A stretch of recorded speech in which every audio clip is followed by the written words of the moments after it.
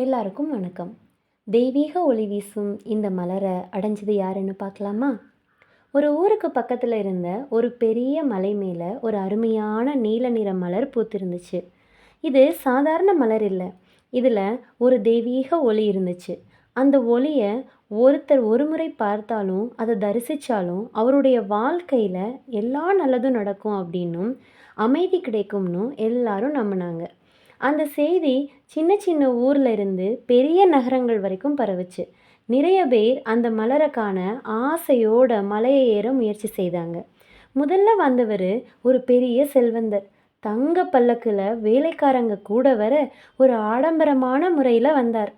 ஆனால் மலை ரொம்ப செங்குத்தா இருந்ததால அவங்களால நடக்கவே முடியல.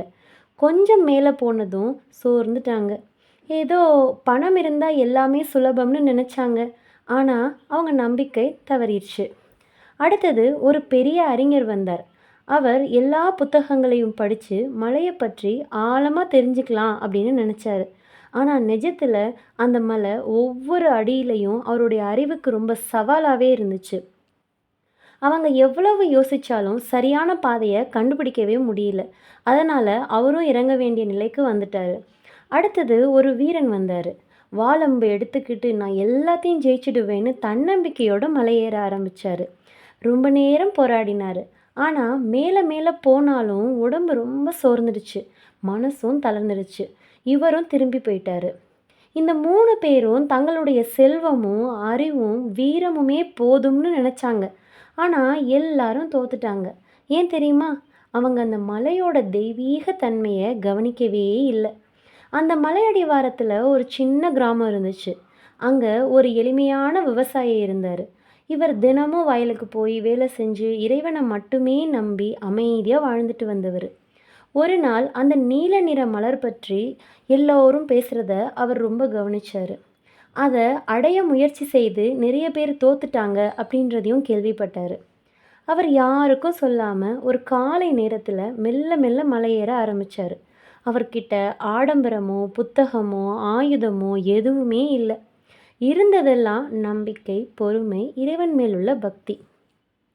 மலை ஏறுறது ரொம்ப கஷ்டமாக இருந்தாலும் அவர் இறைவனுடைய பெயரை ஒவ்வொரு அடி வைக்கும் போதும் சொல்லிக்கிட்டே ஏற ஆரம்பித்தார்.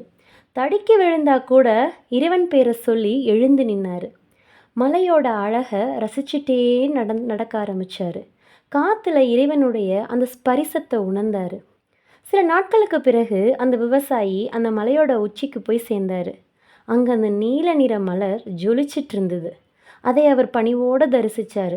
அவர் அதுக்கிட்ட எதுவுமே கேட்கல. அந்த ஒளியே அவருக்கு முழு சந்தோஷத்தையும் அமைதியையும் தந்துச்சு. அவர் மலையிலிருந்து கீழே இறங்கின போது கிராமத்தவங்க எல்லாரும் ஆச்சரியப்பட்டாங்க. இவ்வளோ எளிமையானவர் எப்படி அந்த மலையை கடந்து போனார் அப்படின்னு. அந்த நேரம் அந்த மலர்லேருந்து ஒரு மென்மையான குரல் வந்துச்சு. யாரெல்லாம் தங்களுடைய அகந்தையையும் ஆசையையும் விட்டுட்டு முழு பக்தியோடு என்னை நம்புகிறாங்களோ அவங்க தான் என்னை அடைய முடியும். இந்த மலர் இறைவனுடைய கருணையின் அடையாளம் அப்படின்னு சொன்னுச்சு. இதிலிருந்து நமக்கு தெரிகிறது என்ன அப்படின்னா, பெரிய அதிகாரம், அறிவு, வீரம் இது மட்டும் இருந்தால் போதாது. உண்மையான பணிவும் நம்பிக்கையும் இருந்தால் தான் நமக்கு உயர்ந்த நிலை கிடைக்கும் அப்படின்றது. மலர்மிசை ஏகினான் மானடி சேர்ந்தார் நிலமிசை நீடு வாழ்வார் அப்படின்னு திருவள்ளுவர் சொன்னதுக்கு இது ஒரு அழகான எடுத்துக்காட்டாக இருக்கும்னு நம்புகிறேன். மீண்டும் வேறு ஒரு அற்புதமான கதை கூறும் திருக்குறளோட உங்களை சந்திக்கிறேன். நன்றி.